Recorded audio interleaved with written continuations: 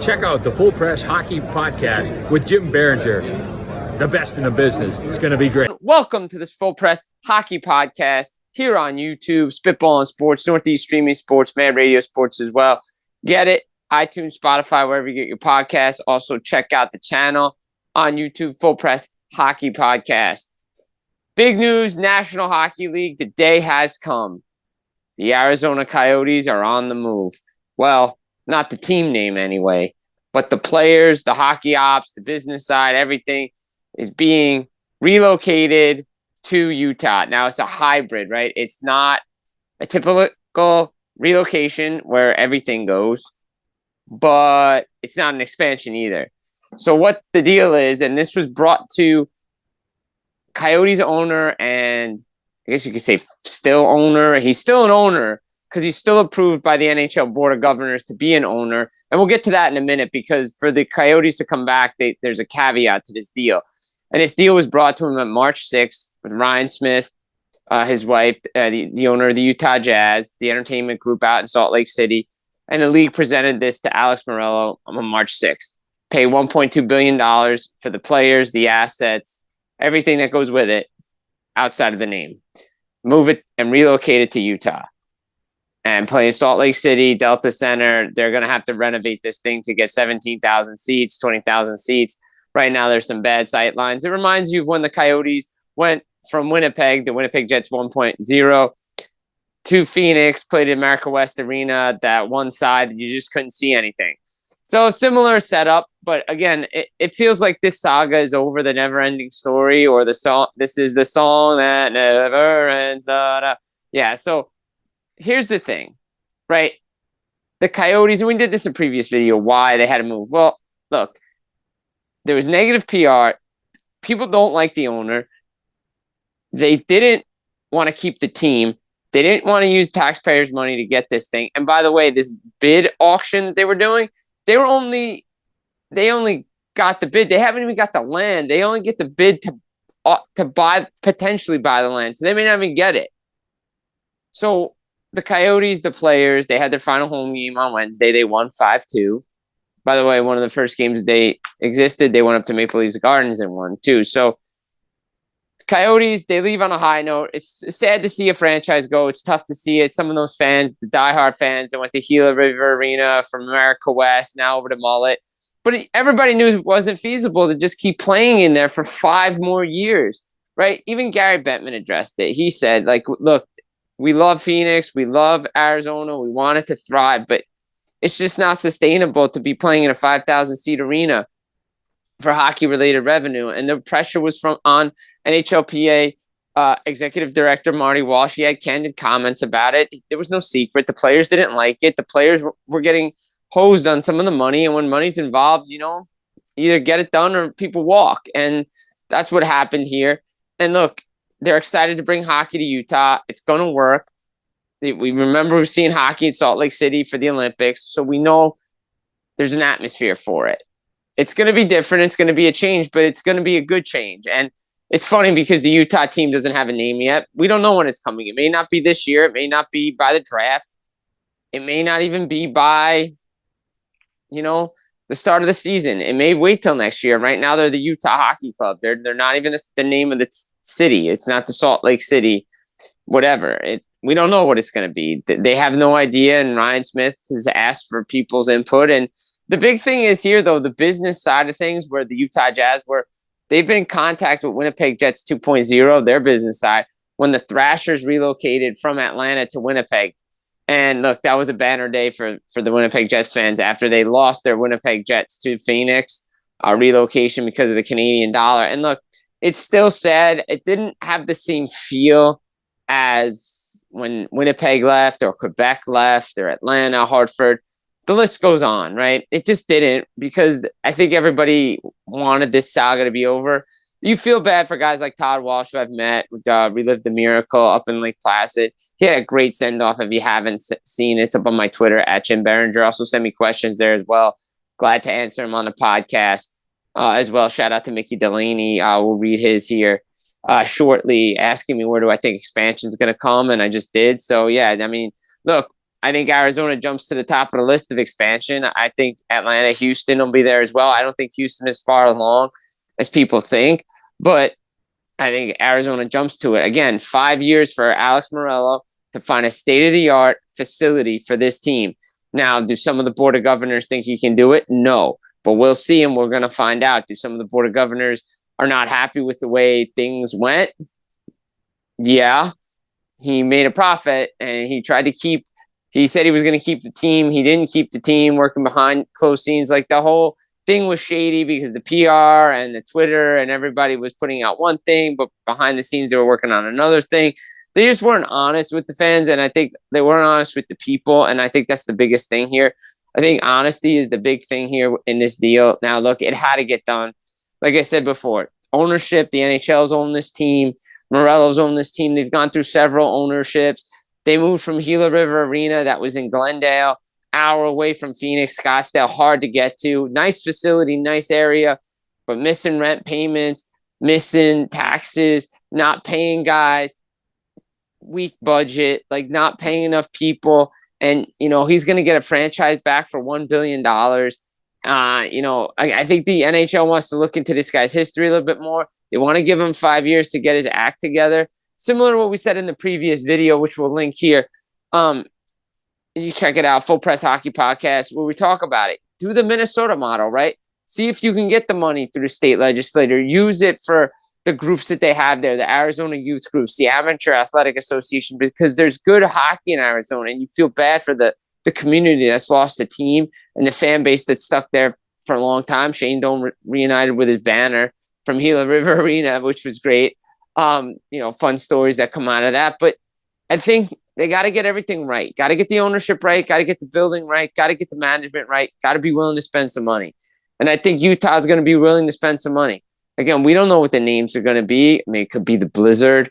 I don't know. There's been a lot of trademarks that have been filed. So, look, some of the names are not good right now. They're the Utah hockey team, and that's what we're going to call them. It's like the Washington football team we had one year. Remember, it was the Washington football team until they settled on a Commanders. So, again, we're going to find out what this team's going to be, but I personally think right now, I think a Utah hockey team is good. Let's figure it out, get it right. Look, some of the names that have been trademarked: Utah Blizzard, Venom, Fury, Utah HC, which is a Utah hockey club. So, I mean, right now, it's the Utah hockey team, hockey club, whatever you want to call it. We haven't seen a logo yet. We haven't seen a design. We haven't seen colors. I think a lot of it will come out at the draft. But again, it was a hybrid. It was a expansion / relocation, and they're willing to spend money. They're willing to make the team competitive. They want to bring a Stanley Cup there. They want to have playoff games there, and they have a good young team coming there, right? Like Dylan Gunther, the Arizona Coyotes, now going to be a Utah team, really good player, right? Ryan Smith says Utah's ready for some hockey. But you go up and down this roster, and let's just take a look at it. Like, Michelli's there. You have Gunther's there. You have Logan Cooley, Lawson Crouch, Josh Doan. Funny, we mentioned in the previous video, Shane Doan, 1 season in Winnipeg before he goes to Phoenix. Josh Doan, his son, 11 or so games in Arizona at the Mullet Arena, now going over to Utah. Matthias Michelli's there. I mean, they have some good players. Sean Dursey, let's see if they can keep some players. Carl Vamelka. So they have a good team, and they're good, and their owner's willing to spend money. And that's the most important thing, right? And I think that's the biggest takeaway from all of this is that, Arizona could have been a destination, right? It really could have. It could have been a real destination for everybody. Could have been Tampa West. It wasn't because the owner didn't want to spend money. Guys didn't want to go there. A lot of retirees there. A lot of former NHL there. And Paul Bissonnette, shout out. Great piece on NHL TNT when he talked about it. They gave him a chance. It's a great market. But again, the support that they got, did they get enough of it? Like, all these people want to help the team now. Arizona Diamondbacks, this club wants to help this team. Suns. But no one was helping the team out. And I think it's because it has to do with the owner. And I don't think they trust him. And I have not had this confirmed by anybody. But again, he's approved. It's a $1 billion expansion fee. What he's getting from Ryan Smith, and the Utah Jazz group. $200 million of that's going to be spread over to the rest of the owners for the relocation fee. So sorry I blanked there for a minute. But again, long day, just a lot of press conferences and stuff. But you look at it, right? Hockey in Utah can work. We know it can work, right? And this team is going to be good. Again, you just feel bad. But again, they're ready for it. We don't know what the team name is going to be. We know renovations are going to be coming. They have to. They have to make it work, right? The Salt Lake Golden Eagles used to be there, a minor league hockey team. So there's a lot of good hockey there. There's going to be a lot of good hockey still there. There's a lot of great hockey in Arizona. But again, you can't operate out of a $4,600 seat facility continuously. Can't do it for 5 more years. So Board of Governors, they approved everything. They approved not only the relocation, the establishment of a team in Utah. It was pretty unanimous. The fact that Morello can keep the Coyotes team name and they're inactive, right? They're not defunct. They didn't transfer to Utah. He still owns the rights to the Coyotes name. They're inactive and they can be activated again if he can show their state-of-the-art building is ready to go. And for a team to really thrive in the desert, because the NHL wants to be there. It's a good market for hockey. They want it for TV purposes. But again, they got to get the right ownership in there, right group, everything like that. So we're going to see what happens there. Other news and notes, we saw Marc-Andre Fleury is going to come back for one more season with the Minnesota Wild, 1-year contract, $2.5 million. He said it's his last year. It's going to be fun. We're going to be interested to see what Minnesota does. Philip Gustafsson might be on the move. I would not be shocked. You have Fleury and Jesper Wallstad there as well. Don Granato out in Buffalo, no surprise, along with the rest of the coaching staff. 13 years missing the playoffs. That's not good enough. They got to get the culture right. They got to get the right coach in there. They got to get a goaltender. They have the talent. They got to get the right mindset and in there to win hockey games. And I think they got to get the coaching hire right. New Jersey, same thing. New Jersey's got to get the coaching hire right. Tom Fitzgerald's going to have a busy offseason ahead. There's a lot of accountability on the players, a lot of accountability on him, the staff, everybody for this disappointing season in New Jersey. He's feeling the heat. He's feeling the pressure. He knows what's going on. And look, he said he's going to go big game hunting. He may use his first-round draft pick to help improve the team, but he wants hockey players that want to be there, that are willing to work, pay the price, sacrifice on and off the ice. He's definitely going to be in the market for a goaltender. You only have Jake Allen under contract. They can't bring back Kaapo Kähkönen and Jake Allen. You have to go get a number 1 goalie. That's why this team didn't succeed. They have to play consistently. They have to have a coach that holds them accountable, and they can't be playing pond hockey all the time. And you've got to fix the mistakes in your own zone. A lot of the stuff Tom Fitzgerald was talking about, again, Lindy Ruff expressed, again, it falls on the general manager because he didn't put the team together. Didn't give Lindy Ruff or Travis Green the tools in the toolbox. And when Dougie Hamilton gets hurt, Jack Hughes, you can't predict injuries, but you can do something about them when you have the money. And I think he needed to do something more with the assets that he had, and not doing anything was a sign. And this team was not ready for the playoffs, even if, they strung wins together. They didn't deserve to be there. But again, a lot of reactionary moves instead of proactive moves, in my opinion. And this is what they need to do. They need to be proactive. They need to get a goaltender. You got to upgrade your D. Look, the direction of this team by Tom Fitzgerald last offseason, you're not bringing back Damon Severson, Ryan Graves, Miles Wood on those contracts. Fine. So you sacrifice that for youth. Okay, so we need to bring in veterans. We need to bring in physical players. We need to protect our stars. Again, Bruce Seaman and I have talked about this on Around the NHL. Physicality, goaltending, defense. This is the stuff you need. And he said he might have even left his guard down, got too comfortable, didn't realize the holes there that needed to be filled. And, we all saw it against Carolina. You couldn't bring back Akira Schmid and Vitaly Vanacek. They were exposed against Carolina. That was an issue.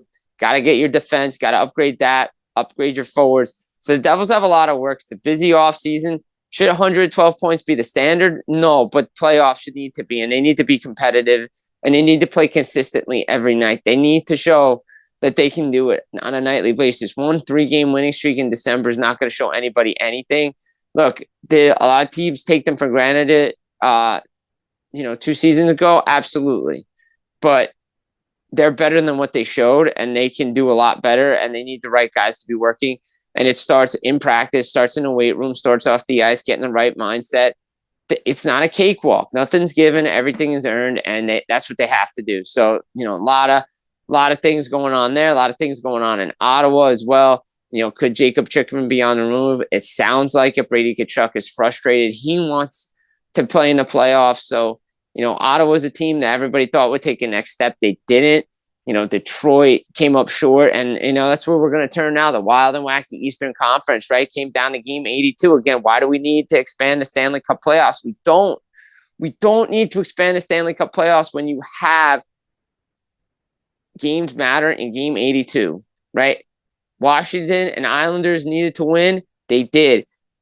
Washington beats Boston on Monday night. Islanders beat New Jersey on Monday night. Washington had to just beat Philly. They did. Then that's all she wrote for the Flyers, the Red Wings, the Penguins.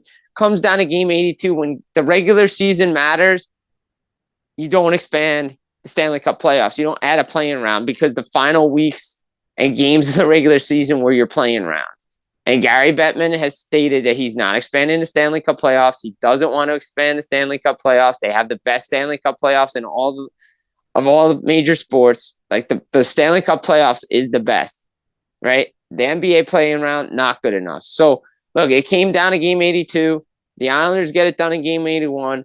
Game 82, Detroit, Little Caesars Arena was rocking on Monday night after, Lucas Raymond scored those 2 big goals and they had to go up to Montreal. They had to win. They needed Washington to lose.